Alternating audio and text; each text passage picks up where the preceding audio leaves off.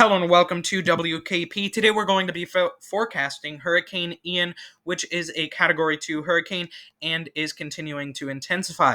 But before we get into the video, please check the gospel message in the description because Jesus can save you from hell. Alrighty, let's take a look at Hurricane Ian. As you can see, a well-defined eye is starting to form, and that eye is moving towards Cuba. So we're going to expect that landfall in Cuba within the next probably couple hours. In fact, tropical storm force winds have moved on to land into Cuba, and those hurricane force winds will be moving on quite soon. So if you're in Cuba, get ready to shelter down now. Also, for southern Florida and the Keys, we have the outer bands, the far outer bands of the storm moving on land, and I've heard from someone who lives down in the area that those outer bands are just wicked storms and wicked storm cells in some of the outer bands. So get ready for some strong storms tonight as those outer bands move on to land. Let's go to the long wave IR.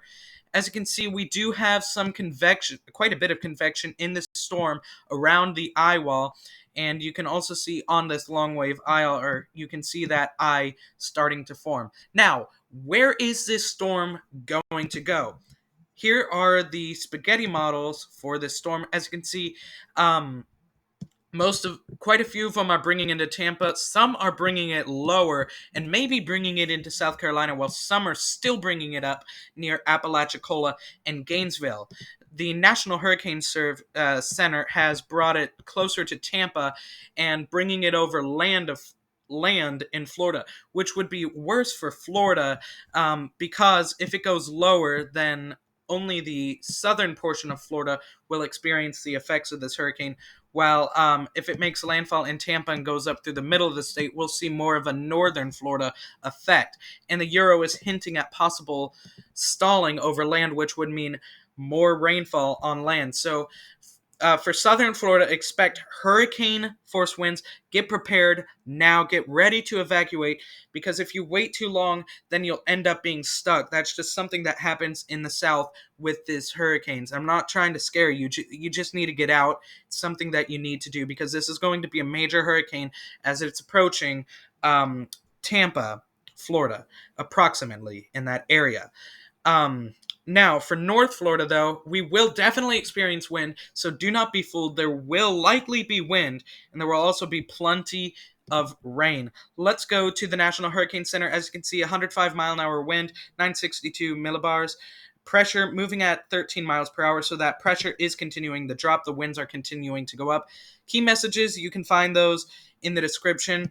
Let's go to the storm surge first before we go to the tracks. As you can see, Tampa Bay could experience 5 to 10 feet of storm surge. As you can see, most of the coast of Florida experiencing a bit of storm surge. I don't have enough time to go into great detail about this, but you can go to the website and take a look at that. Here's the cone. As you can see, landfall in Cuba coming very soon by 8 p.m. Tuesday. That's tomorrow night. That storm's moving off and moving towards Florida. There's a hurricane warning, I think, for one of the keys up there.